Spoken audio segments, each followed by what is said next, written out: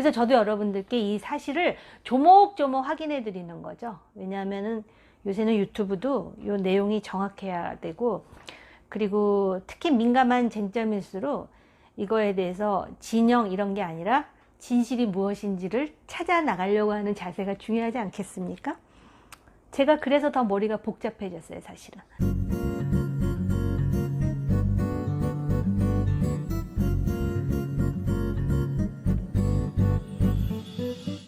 안녕하세요, 정호김입니다. 오늘은 유시민 이사장의 밸류 인베스트 코리아 강연료에 대해서 잠깐 말씀을 드려야 될 것 같은데요.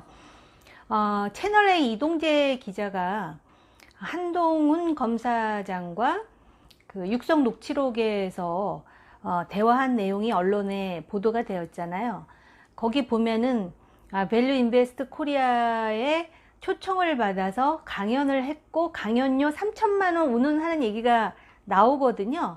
근데 그거는 3천만 원을 받았다는 얘기가 아니고 그 기업에 가서 강연을 했으니 그 정도 받았지 않았겠느냐, 내지는 뭐 그런 풍문이 돌아다닌다는 차원의 이야기라고 합니다. 그리고 유시민 이사장 본인은 밸류 인베스트 코리아에 가서 강연을 한 것은 맞지만 강연료는 70만 원만 받았다, 이렇게 확인을 했다고 합니다. 물론 검찰에서는 조사를 했는지 그거는 제가 잘 모르겠는데 뭐 특이사항은 나오지 않았다라는 입장인 것 같아요.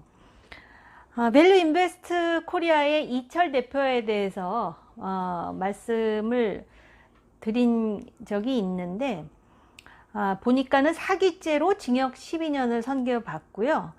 그리고 또 자본시장과 금융투자업에 관한 법률 위반죄로 징역 2년 6월을 선고받았네요.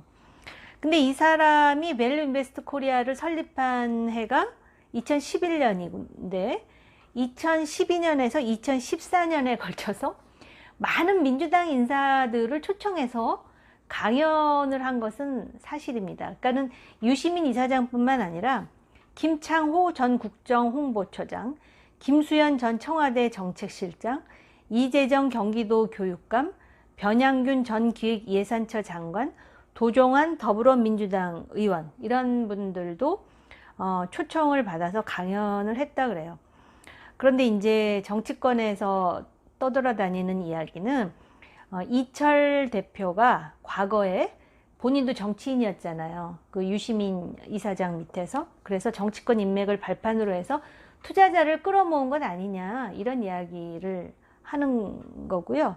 그런데 이제 유 이사장은 본인이 2013년에 정치를 그만두고 나중에 봤더니 이철이라는 사람도 역시 정치를 그만두고 투자 쪽으로 뛰어들어가 가지고 많은 그 당에서 일했던 사람들을 또 채용도 하고, 그래서 기특한 생각을 했다. 그래서 가서 2시간 강연해주고 강연료로 70만 원 받고 또 행사 때 축사를 했고 그거에 대해서는 기차표를 받은 것이 전부다라고 주장했다. 이게 이제 언론 내용이에요. 그래서 저도 여러분들께 이 사실을 조목조목 확인해 드리는 거죠. 왜냐하면은 요새는 유튜브도 요 내용이 정확해야 되고, 그리고 특히 민감한 쟁점일수록 이거에 대해서 진영 이런 게 아니라 진실이 무엇인지를 찾아 나가려고 하는 자세가 중요하지 않겠습니까? 제가 그래서 더 머리가 복잡해졌어요, 사실은. 만약에 강연료 3천만 원을 받았다.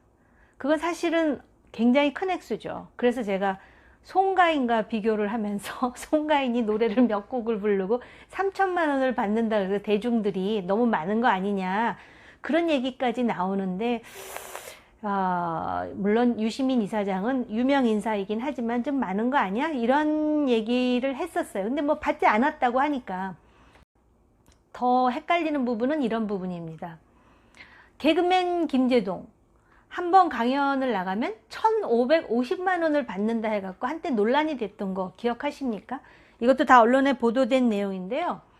사실 저도 개인적으로 강연을 꽤 나가는 편이에요. 그래서 이 강연료와 관련해 가지고 소위 점잖은 체면에 강연료 얼마 달라라고 얘기는 못하죠. 그러니까 주최하는 쪽에서 품위 유지를 배려하는 차원에서 알아서 해주는 것이고요.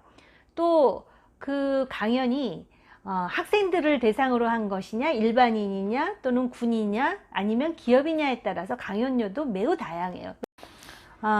나중에 물론 이제 7천억 사기범으로 지금 수감돼서 구속된 상황이지만 2013년경부터 이 밸류 인베스트 코리아라는 회사가요, 신라젠에 450억 원을 투자했고 2014년 9월경 신라젠 지분의 14%를 소유한 최대 주주가 바로 이 밸류 인베스트 코리아가 되는 거거든요.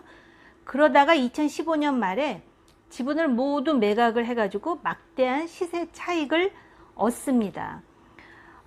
그런데 바로 요 2014년 요 무렵에 유시민 이사장이 가서 강연을 하고 너무 그 옛날에 당에서 일했던 사람까지 채용하고 그래서 기특해서 70만 원을 받았다는 거거든요. 그 기업에서 강연을 하면은요, 아까 말씀드렸듯이 그 사람이 유명 인사냐, 뭐 정치인이냐, 교수냐, 뭐 얼마나 그 이름이 알려져 있느냐에 따라서 강연료는 천차만별인데, 아무리 생각해도 물론 제 개인 생각이지만 도저히 이해가 안 갑니다. 그래서 진중권 교수도 아마 비슷한 생각을 했나 봐요. 유시민 강연료 50에서 60만 원 하고 퀘스천 마크를 해놓고 개가 웃는다, 이런 기사가 하나 나왔더라고요. 좀 갸우뚱해요. 솔직히 뭐 이게 무슨 증거가 있는 얘기도 아닌데. 한 가지 더 추가해서 말씀을 드리자면, 아까 그 강연으로 온 민주당 인사 중에 김창호 전 국정홍보처장이라는 사람이 있잖아요. 결국 정치자금법 위반 혐의로 긴급 체포돼서 구속됐는데요. 뭐냐면 2013년 말부터 이철 밸류 인베스트 코리아 대표로부터 수억 원을 챙긴 혐의입니다. 그리고 그 가운데 상당 부분을 지방선거에 선거운동에 쓴 혐의를 받고 있다. 지방선거면 2014년이 되겠죠. 김창호 전 처장은 6.4 지방선거에 새정치민주연합 경기지사 예비후보로 등록해서 김상곤 후보를 지지하면서 또 사퇴를 한 바 있는데, 검찰은 이 김 전 처장이 어떻게 그 이철 대표로부터 수억 원을 챙겼느냐, 이철 대표가 김창호 전 국정홍보처장에게 부하 직원들의 은행 계좌를 거쳐 돈 세탁을 한 사실을 파악했다. 이거 뭐 언론에 나온 내용이거든요. 그냥 그렇다는 얘기예요. 그리고 오늘 그 얘기를 하는 이유는 한동훈 검사장이 뭐 언론에서 어떤 얘기를 했느냐면은 본인이 대검 반부패 강력부 부장으로 있을 때 유시민 이사장의 노무현 재단 계좌를 보지도 않았고 관심도 없고 계좌 추적 얘기는 들어보지도 못했는데 유시민 이사장은 도대체 뭘 걱정하냐 라는 인터뷰를 오늘 했습니다. 그러니까 한마디로 말씀드리면 유시민 이사장은 끊임없이 주장하기를 한동훈 검사장이 나 유시민에게 지속적인 관심을 보였다 하는 것이고, 한동훈 검사장은 그 육성 녹취록에도 나오는데 나는 유시민에게 관심 없다는 얘기예요. 7천억에 달하는 금융사기, 그리고 2천억에 달하는 추가범죄, 또 여기에 수많은 피해자들이 양산되었을 텐데, 느닷없이 채널A 기자와 한동훈 검사장의 검언유착 운운하면서 상당한 소동이 일어났습니다. 그리고 이제 그 검언유착 소동과 관련한 진실이 밝혀지기를 기대하고 있습니다. 일단 이제 재판으로 넘어간 만큼. 그런데 한동훈 검사장이 오늘 문제를 제기한 유시민 이사장은 왜 한동훈 검사장이 계좌 추적을 했을 것이라고 의심하는지, 도대체 무슨 이유인지에 대해서 사실은 저도 궁금합니다. 강연료 70만 원밖에 안 받았는데 왜 계좌 추적을 당했다고 의심을 했었을까요? 이 진실도 밝혀지기를 기대해 보겠습니다. 안 밝혀지겠지만.